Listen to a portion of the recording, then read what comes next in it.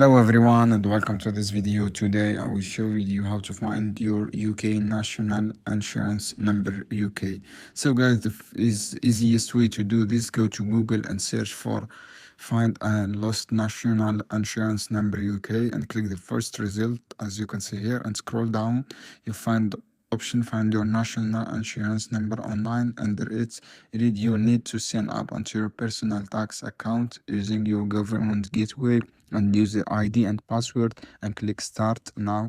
And here use your gateway user ID and password and click send in, and after that able to see your UK national insurance number, and you can also find your UK national insurance number here and the Emirates app and your Apple or Google Wallet if you previously saved it there from your personal tax account or document you already have, for example, piece sleep or piece 60.